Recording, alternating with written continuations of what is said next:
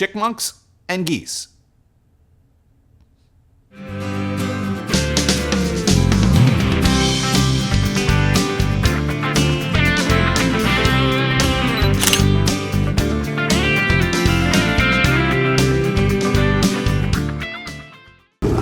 Hi, welcome to Snapshot, the show that's all about taking better photos, taking better video. I'm your host, Denis Rule, and this is a feature-packed episode. We've got Nikon Ambassador Tony Beck joining us, and we're going to do an in-depth review on the new Nikon D7200 camera. It's quickly becoming one of my favorite cameras. I've been using it for about a month and a half now, and I'm really enjoying it, but I'll let you watch the interview. We also have, in this feature, we've taken the microphone test a step further. If you remember a couple of episodes back, we did a review on the Rode Link. Well, Tony will be wearing the Rode Link for this interview, and I'll be wearing the Sennheiser G3. You'll be able to compare the two microphones in a real-world scenario, and I'm sure you're going to be impressed by what you'll see. So, before we get into all of that, I have a question here from a viewer. Robert writes, okay, catching up slowly. Number 2 sorted. I think your show is just the right length, and when you do a kit review, how about letting us know where we can purchase that gear? Hey Robert, thanks for your question and your comment. Here's what we're going to do. We have viewers in 180 countries, so in future shows where we do a product review, we'll add the link of the product down below. Here on the screen, we'll put it in the show notes, and we'll also put it on our website, snapshotshow.com. That way, you'll be able to click on the link and go and check out the distributors and dealers page and find a camera retailer near you. I hope that helps. Don't forget to subscribe to the channel. Leave us your comments down below. We want to hear what you're thinking. We want to know what you're saying. Good or bad, we want to get your feedback so we can make the show better for you. Also, don't forget we're on Facebook at Snapshot Show. There you're going to find some behind the scenes footage, some outtakes, a little bit of news on upcoming shows so you can stay informed and not miss the next episode coming out. So with all of that, let's go out in the field here in Ottawa, and we're going to join Tony Beck, and we're going to do some nature shooting right downtown. Check it out.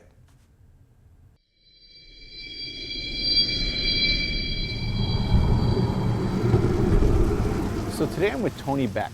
Tony is the owner of Always an Adventure, a company here based in Ottawa that does adventure tours and nature tours. And Tony is also a Nikon ambassador, so we're honored there. Tony, tell us a little bit about Always an Adventure. Always an Adventure is a little company that I started with my wife.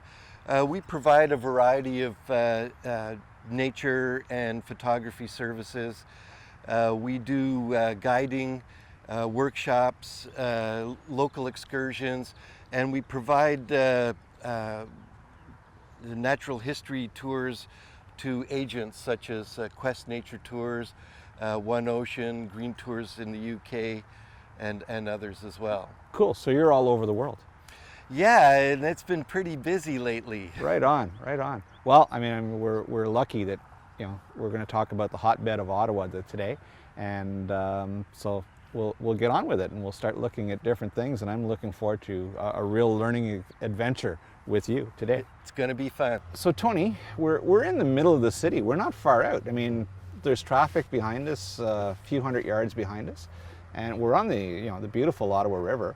And well, we're close to the 45th parallel.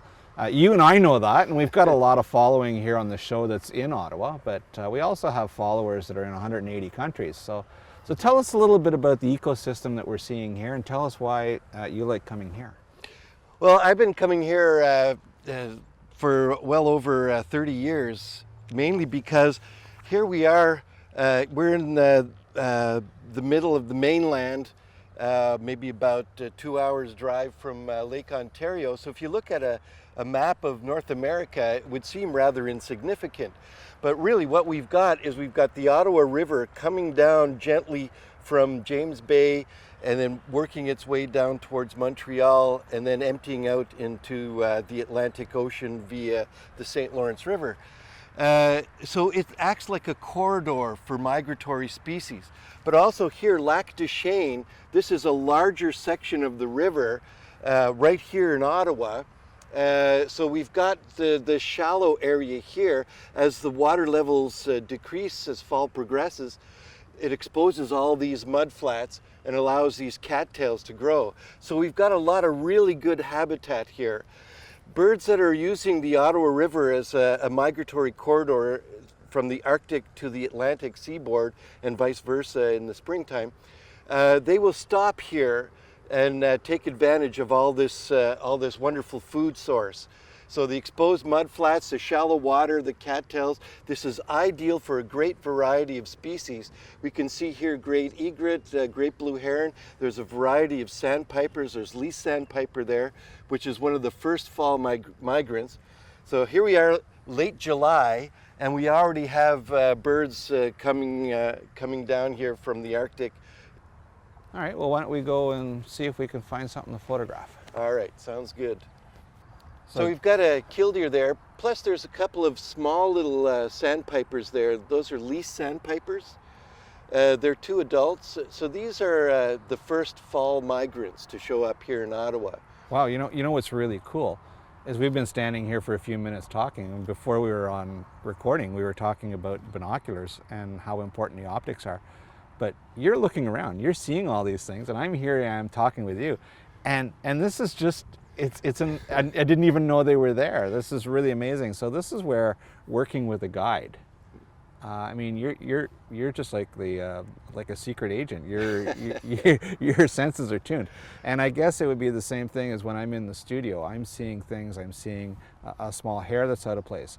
But that's the luxury of working with someone that's attuned. This is your craft. This is your job.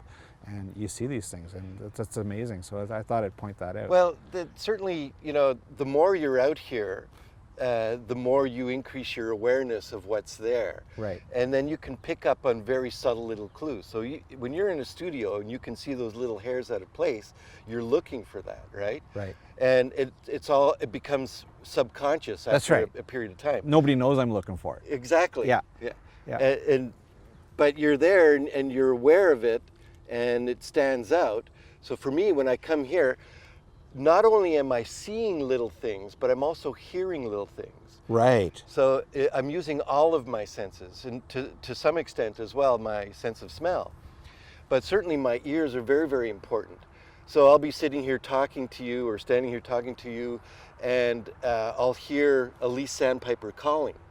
It'll just be a little bloop, but like a conductor listening to the musicians in an orchestra, he'll be able to pick out each separate note. Right. So I'll hear the sandpiper calling over the car traffic, over the gulls, over the ducks, over the Homo sapiens. Sure. Yeah.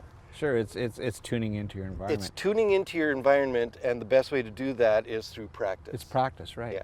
You don't pick up a hockey stick and become an NHL player. No. You got to practice. You got to practice. And photography is very much that way. And you got to scrape your knees a few times too. Yeah.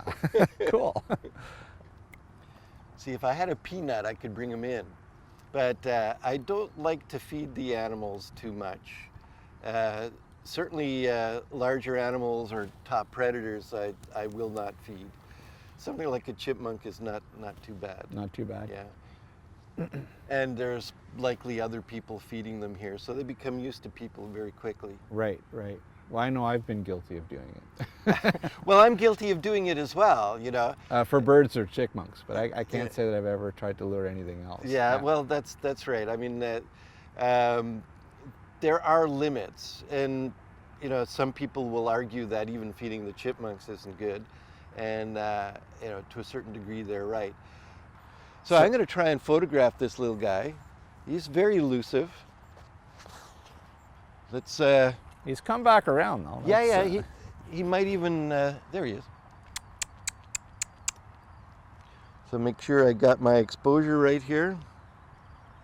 On the 7200, I can bring it up to 400 ISO, but I want to keep my shutter speed fast. A little bit of depth of field. Oh, he's going to crawl right into your camera bag. Oh yeah, probably would. I'm going to get him standing. There he is over there. is a little nervous. He's a little nervous. Yeah. But that's good. Well, he knows he's on the show. What I want to do, what I'm trying to do here is to get him up high, standing up, and with a nice clean background, distant background. Right. So I don't need a lot of depth of field, but I want to maybe bring it down to, stop it down just a little bit to try and get a little bit of sharpness on the edges. Right. So not too much depth of field. I want a nice blurry background. Right. And the best way to do that is with a shallow depth of field. And of course, this new 300 mil is phenomenal. You know, It is. I've played with it, and I mean, it is. It's a game changer. It is a game changer. It's so small, and the Nikon has really nailed the contrast issue that's been horrendous with Fresnel type lenses. But whatever they've done it right, because the contrast is so sharp, it's so clear. Well, everything. The sharpness is what's so phenomenal. Yeah. It hasn't degraded at all compared to any of their other 300s. No, and of course, you know, as you well know, the biggest advantage to a Fresnel lens is it cuts the weight down tremendously. So this is a tiny little lens. Don't do this at home. No. And you're using it with the D7200, which is really, really, I mean, I'm using a D750 here right now to follow you, but the 7200, Well, that's really 450 millimeter. effectively, yeah.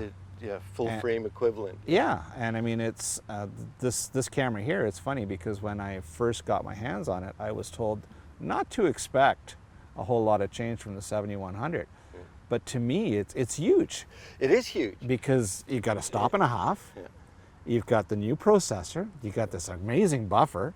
Yeah. I think the camera is really, I mean, it's got some great video features as well, which I'm not going to get into, but I think just as a camera, that's become a really amazing tool. Well, this right here is my new wildlife kit. Really? So yeah, the 7200, I can even crop down. There's enough pixels there that I can play with them, and they're clean pixels. Right. That's the great thing.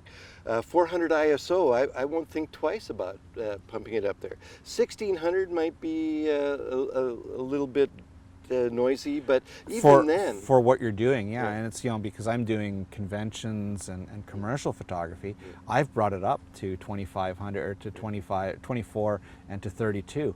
And yeah, I've got a little bit of cleaning up to do, but it's certainly something that I couldn't do with the earlier two models of this camera. That's right, just a little bit of noise reduction. Yeah. And selective noise reduction. Right, I mean, when you're doing a convention scene, it's not a big deal. Right. For nature, I mean, I can see the noise being an issue, but at 1600, you've got yourself a pretty fast. Well, but you know, this has VR as well. That's the other thing. Right. So you know, you can keep a relatively fast shutter speed of maybe 1/500th of a second. I prefer to go to 1,000th. Right. But if I have to, I can bring it down to 1/500th, even 1/250th if I'm really desperate. You got 4 stops, right? That's what it's rated at. Yeah, and you know, I when I did my testing with the lens, and you can watch that video here on the channel. We'll include a link to it. I actually shot the lens at 1/40th of a second, handheld. Yeah. Now I was using a flash, and it came in and helped me out a little bit. But I thought when I took the shot, I saw the shot, and of course everything looks sharp in a viewfinder. Right. And I thought it's an amazing photo. But I don't know if I got it or not. I don't know if it's sharp because you can never tell with the viewfinder. But when I got it back to the office and I put it on the 27-inch screen, and I looked at that photo, I was just blown away. But yeah, the flash came in and saved my bacon a little bit. But 1/40th of a second with a 300 millimeter lens, that's absolutely amazing. Well, and with the image stabilization and even pop-up flash can work very well. Right, because you're not dealing with a huge lens. Well, that's right. 300 millimeters, it compresses the field of view that you might want to take the lens hood off. Right, to reduce your shadow. Yeah. Yeah. But it just gives you that little kiss of light. But it's something that's 6-7 feet away, it's still not going to be an issue with the... Put a little glint in the eye. It's a little glint in the eye and fill in some of those shadows. Right. Especially if you're in a contrasty situation. Right. Or low light situation. But yeah, I mean, it's really phenomenal. So for me, you know, this little lightweight package, just walking around, you know, I've got my binoculars, I can spend all day walking around and I can respond immediately as photos unfold in front of me. I don't have to set up with the tripod, I just react. So birds in flight, you know, chipmunks scurrying all around. I don't have to sit there and be restricted with a heavy tripod. I've got this tiny little toy here that's giving me professional quality results. Awesome. Yeah, awesome. It's really awesome. Just for the viewers that are maybe curious, I'm using a Nikon D750 today, which has become one of my favorite cameras as well. On the full frame side, I really do love the 7200. As a matter of fact, I have one in my bag. But the lens I chose to carry, because Tony has really inspired me as far as traveling light. I chose to carry the Nikon 28-300, the 3.5 to 5.6. And so that gives me, this is my, I call this my tourist lens. And when I walk around in a city, this is what I use, because it's got all kinds of range, pull back, wide angle, and I find that it's given me, you know, for someone who's not maybe ready to invest in a telephoto lens, this is a really cool option, because it's a very versatile lens. And of course, if I use it on a crop sensor, I've got that much more reach, you know, with the digital crop factor of 1.5. All of a sudden, we've got a 450 as well. So cool. So two different options that you can look at, and you know, don't worry about pushing that ISO just a little bit higher, because 5.6 used to be a real downfall. Yeah. But it's not so much an obstacle anymore. Yeah. Right. Yeah. Well, you know, if there's anything that I have to take away from this lens, is that it's not a zoom lens, and a zoom lens is so versatile. If this had zoom capability, going into a wider angle, or even just a little more extension, that would make it even that much better. But I mean, for a wildlife package though, this is pretty hard to beat. Small, lightweight, convenient, razor sharp, professional quality, and it even looks good. All right, a good plug for Nikon. Our little buddy's back. He's just hovering around. He must be looking for food. Oh yeah, he's looking for food. I don't have any to give him, unfortunately.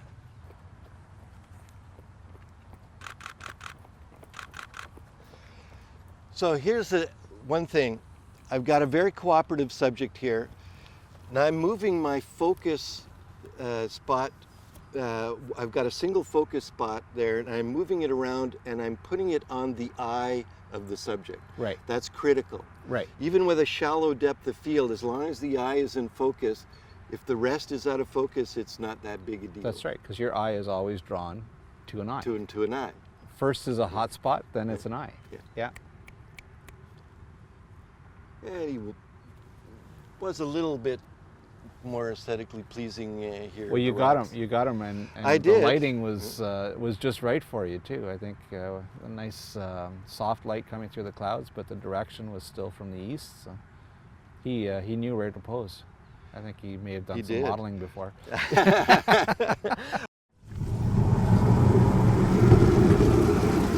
He should be up in the high Arctic right now, and so I had heard about him being here.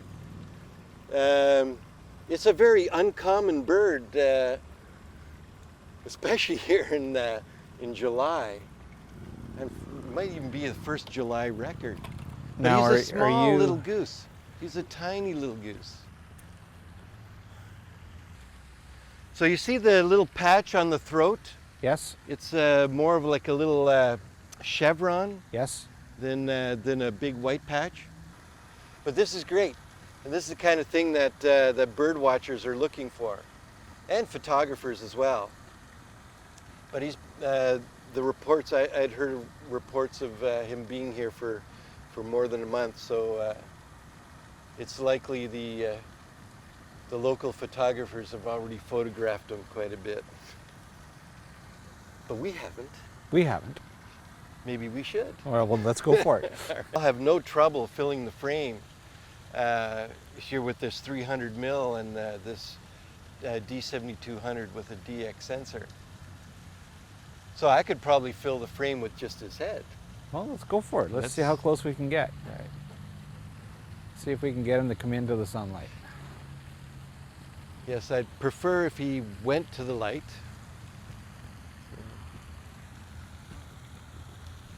So now, see, if I get down to his level, then I'm going to have problems in the background.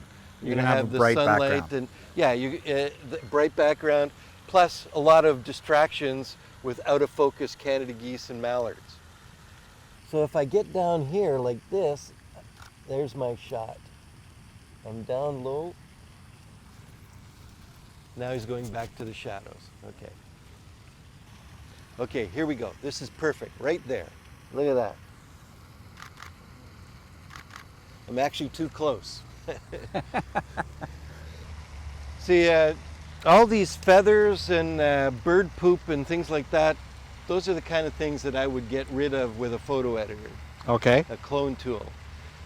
Yeah, these contour feathers, these white feathers, they can be very distracting. So I'm moving my spot to the upper left, my focus spot. Okay. So I'm anticipating him to be facing to my left. And you got to be fast because he raises his head for just short periods. Whoa, whoa.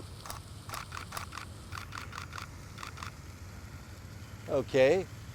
We didn't anticipate that. Did you get anything? Oh yeah, I think so. Yeah. Oh yeah.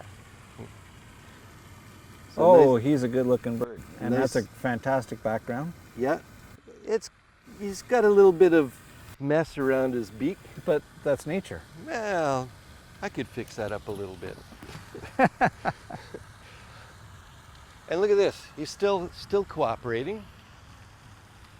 I mean, this is perfect light for me. Sun on my back, shadow pointing to my subject. To me, you can't get better anywhere. You know, you will have more light if there was a lot of snow or sand on the ground, reflecting all that light back up. But this is pretty darn good. Tony Beck, Nikon Ambassador, always an adventure. It's been fantastic. Thanks for being with us. If someone wants to find out a little bit more about your guiding services or your tours, how can they get a hold of you? Well, thanks for inviting me. It's been a lot of fun, Dennis. You can reach me at alwaysanadventure.ca on the internet. We're on Facebook and a variety of other places. Cool. We'll put some links down below in the show notes. Thanks for joining us. Remember, get out there, shoot lots, because pixels are free. Catch you on the next.